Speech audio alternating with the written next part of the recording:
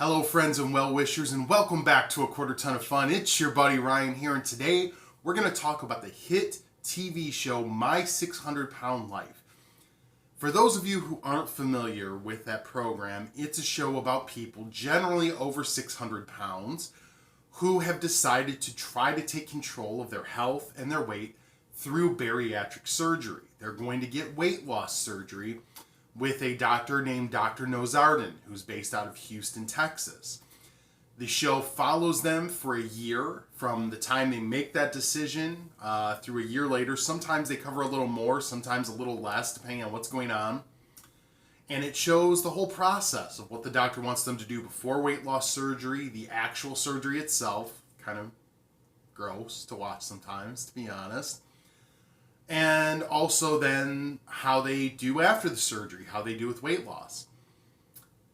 One of the more controversial things is that before the person goes and meets the doctor and all that, the show will show their daily life. And for a lot of these people, that means they show them in the shower, they show them using the toilet. Now everything, naughty bits are censored out, and you're not seeing anything X-rated or anything, but they're showing what life is like for a person who is very, very big and oftentimes immobile. A lot of times people on this show are not able to get around well, not able to walk much, stuck in a bed, stuck in a chair.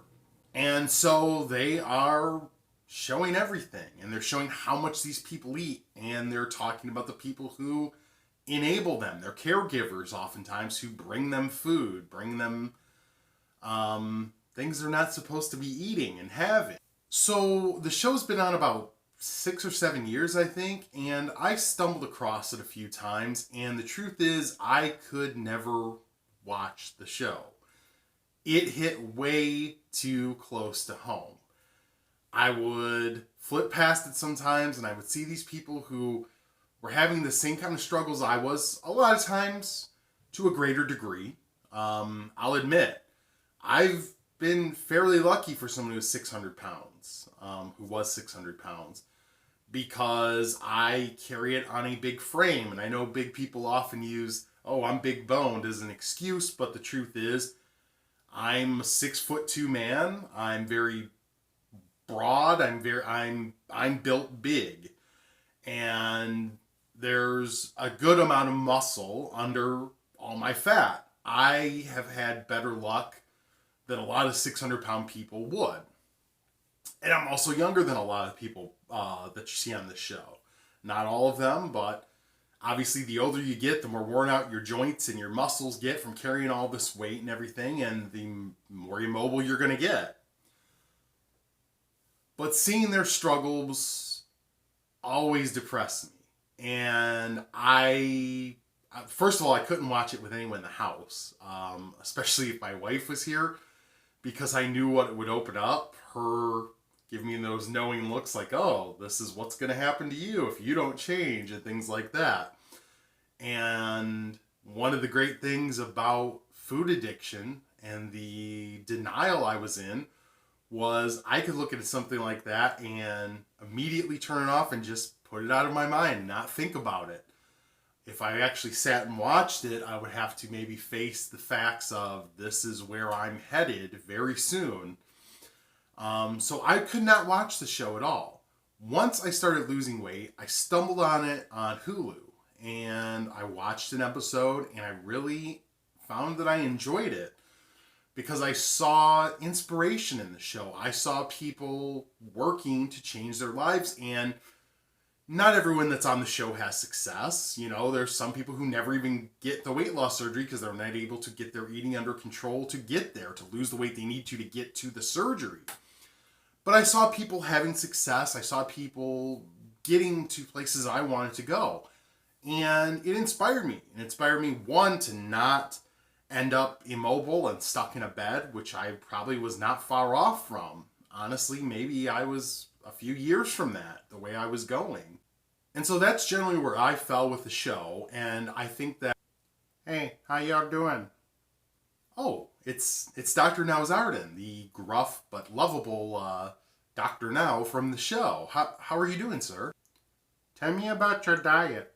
Oh, okay. I limit myself to 2,500 calories a day, and I try to stick to healthier options whenever I can. I'm putting you on 1,200 calorie diet. Oh, well, no offense, sir, and I respect what you do, but you must lose 30 pounds this month. Doctor, now I'm not your patient, and you lose 45 pounds this month. This is ridiculous. You lose 60 pounds this month. I I don't know what that was. I don't know how Dr. Now got here. I don't know why he's attacking me. I didn't appreciate it. But let's move on. So I'm a member at several message boards and support groups for morbidly obese people, people who are trying to lose weight and diet. And I thought, what better group to ask for their opinions on this show? So I went to them and I asked them, do they watch the show? Do they like the show? What do they think of Dr. Now Zardan and his bedside manner? He can be a little gruff at times with people. Do they feel like the show exploits the morbidly obese? And do they feel like the show is an accurate portrayal of the lives of people this big? So let's see what some of them had to say. Okay, Sheila says, I used to watch it, but she doesn't have cable or satellite anymore, so she doesn't now. She wanted to slap some of the people who keep enabling the people. They need help, not food snuck into them. I agree with that. One of the most daunting things about watching this show is dealing with the fact that a lot of these people can't get out of bed. They can't go get food for themselves. They're counting on family members or friends to bring it to them. And the doctor on the show, Dr. Now, very often tells people, yes, you're an enabler. You're helping them to kill themselves. And it can be frustrating. And, part of you is always like, well, why don't they just say no? Why do they get this person this? But it's a complicated thing. When you love someone, you want to make them happy. And sometimes there's elements of fear. They're afraid of this person or the verbal lashing they may get from them. So I think sometimes even physical fear of that, they may try to hurt them or hurt themselves. So it's a deep-seated issue, and I agree, but it can be very frustrating to watch them help kill someone they love. Dixie says, I don't think they help people enough with their eating disorder in helping them find out why and how to deal with all the emotions tied up in the urge to constantly eat, or to eat huge amounts of sugar, salt, and fat-laden foods. And yeah, that's one of the complaints I see a lot from people, is they want them to focus more on the mental aspect of what's wrong and why they are addicted to food and why they have these compulsions to eat so much instead of just the physical change. I agree, Dixie. I think that's a good point. Karen says, in relation to Dr. Now's bedside manner, what bedside manner? Yeah. Usually I like Dr. Now. I think he's pretty good. He has to be tough with these people because they're usually deep in denial, like I was. And they don't want to admit their issues and admit their problems. They're going to go in there and lie to him about what they've been eating and what they've been doing. But he can come off very gruff and very businesslike at times. So that's kind of funny, Karen. Okay, Natasha says, my mother loves it, but I hate it. It's an exploit on people's lives and their obesity. And I do get the opinion that the show is exploitative. Listen, it's reality TV. And I'm a longtime pro wrestling fan since I was a little kid, right? I don't mind my TV being a little lowest common denominator, a little trashy. I understand reality TV is not reality. The producers are always going to push an agenda. They're going to push drama. They're going to push conflict. I get that. And I get the idea that maybe the show exploits that a little bit. The freak show aspect of showing these people in the shower, showing them using the toilet. Why do we need to see all that, right? At the same time, I get they're really trying to push why these people's lives are so rough and why they need help. They need surgical help to try to get to a healthier place. So I can see both sides of it. Kayla says, I've watched it and it's a good wake-up call to get your life in check. It really shows the struggle of what morbidly obese people have, which I think raises awareness. I love Dr. Now too. His no BS attitude is great, and it's what these people need, especially when they're in denial. You can't sugarcoat their condition. And yeah, I think that's true. A lot of times, people who are morbidly obese, you deal with friends and family sometimes who are gonna sugarcoat things and gonna use kid gloves with you. I think he does have to be tough and gruff with people to try to get that point across that if you don't change now, you're not gonna be here for long. Ima says, I stopped watching it. Too much whining and too many excuses. And I get that too. I think when you watch the show, it can be a little annoying to watch someone who will say, hey, I'm not following the diet the doctor gave me. I'm not doing any exercises. And then when they weigh in and they've gained weight instead of losing, they make excuses. They lie to the doctor. That can be frustrating to watch. That's the addict at work. And the addict will do just about anything to cling to their comfort and the thing that gives them that good feeling inside. And if that means lying to the doctor, if that means trying to manipulate people, if that means, working against their own best self-interest, they're going to do it to try to keep eating.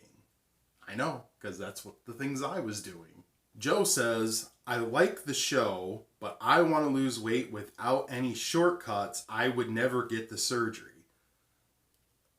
Gotta disagree with you on this, Joe. If you watch the show, which it seems like you do, I think you would see the surgery really isn't a shortcut. The people that are going in for it, they have to get into shape. They have to change their diet drastically. They have to exercise. They have to keep that up after the surgery. The surgery, as the show explains, it's a tool. It's a tool the same way that Weight Watchers or counting calories or a keto diet or exercise, those are all tools for weight loss. The surgery, yes, it's going to change how your body physically processes food and how much food can come in. But as we know, there's a very low success rate for these type of surgeries for the kind of people who keep the weight off. If it was a shortcut, if it was something easy to do, I think you'd see that success rate a lot higher, and I think you'd see more people doing it. So I disagree with that. I appreciate the comment, but I disagree with it completely. Mika says, I don't think the show is exploiting people. They agree to be on the show. They sign up for it. They give away that right. Plus, they're paid to do it. How can that be exploiting them? The one thing I would say to that, Mika, is let's say a steel mill opens, right? And they're paying people decent money to work in this steel mill. But they take every shortcut. They don't have any health regulations, safety regulations. People are falling in vats of steel and getting stuff dumped on their heads and things. There are people who would take those jobs for the money, for the security, because they're desperate, because they want them. Are those people being exploited by that company? I would say yes, they are. They agreed to take the job. They're taking the money for it. But are they being exploited? 100%. And so I think I get what you're saying. The people, nobody's holding a gun to your head. But at the same time, these are desperate people. There are not a lot of bariatric surgeons who will do surgery on people this big, which is something I didn't know until doing some research on this show. Dr. Nowzaradan from the show is one of the few who will do that.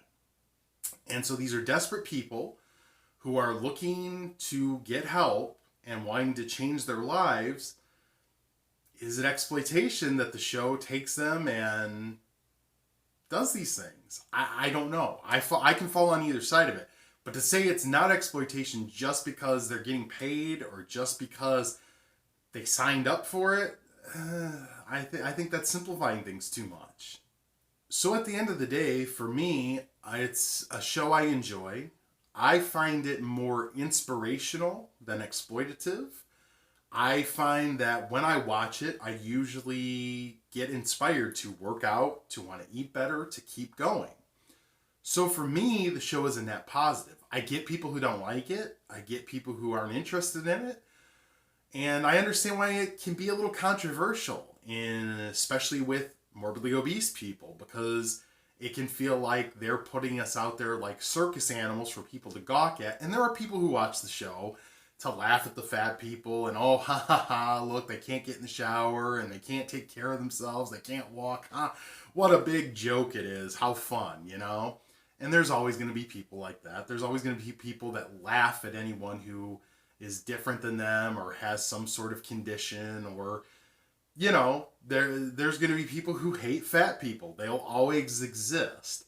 But overall, I feel like the show is a net positive, and I think it does raise awareness and does create some more empathy for large people. And hopefully it's letting people know that for the most part, we're not this big just because we're lazy or we love food. There's something deeper going on. And honestly, I like Dr. Nazardin. I think he's funny. I didn't appreciate him breaking in earlier, but I do. You lose 75 pounds this month. No carbs, no fruit, lean protein. Doctor, now, just chill out, dude. Calm down. I was defending you. But anyhow, let's move on to everyone's favorite segment, Weekly Weigh-In. Weekly Weigh-In. So as you know, last week I weighed in at 528.8 pounds. This week I did really well on my diet. I stayed under my calorie goals for every day, and I did a lot of walking. Training still for the Running to Honor 5K. That's coming up this weekend. We'll talk about that a little bit more later on. And so I stepped on the scale this morning and I saw 520.2 pounds. So that's 8.6 pounds. And again, I know I didn't lose 8.6 pounds of fat in a week. Most likely a large portion of that is water weight, but still, the scale's moving in the right direction. It's making me happy. And I'm starting to see that number 500 coming up relatively soon, hopefully by the end of this summer. And that gets me excited. Subscribe to my channel. Click that little red button down below. When you do, there's a little bell there too. Hit that, and it's going to notify you every time I put an episode up. That'll be every Tuesday. And you're not going to want to miss this coming Tuesday, because I'm going to be covering the Running to Honor 5K. And guys, I've been training for this all summer. I've done a couple episodes on the training and on my decision to do it. And I am so happy and so honored to be a part of this event. It is raising money for veterans. It is paying honor and tribute to fallen veterans. It's something I believe in strongly. I'm going to put the information for Running to Honor and the 5K in the description of this video. I ask you, please go check it out. If you're local to the Southeast Michigan area and you want to come out and support me, support the event, I would love it. If you want to sign up, there's still time as you're watching this now to sign up and participate. If you want to make a donation, I would really appreciate it. Let me know if you do, and I'm going to give you a very special shout out in an upcoming video to show you how much I would appreciate that. This is a really, really good cause, a really cool event, and I'm really looking forward to participating in it. I want to ask you, as my call to action this week, go click on that link, check it out, just look at the event, look at what they're doing, throw them a follow, throw them a like. Aaron Bartel, the guy who's doing it, is a good guy, a good man who has done a lot of work for veterans, and we should show him our support. If you want to interact with me on social media, here's how you can do it.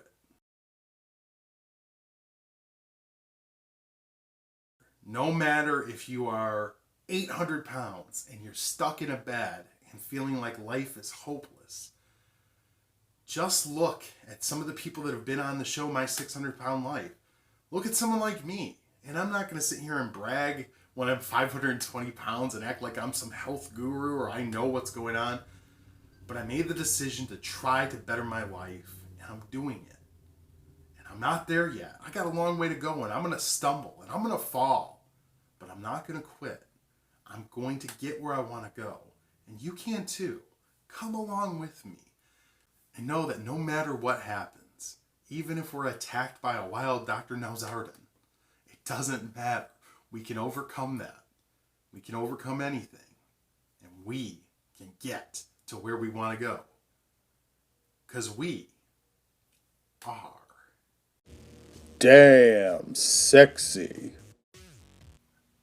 Well, well, well. As the 5K approaches, Ryan stumbles along like a fool into my master plan. Next week, he will meet his ultimate demise when you must lose 100 pounds this month. What the hell was that?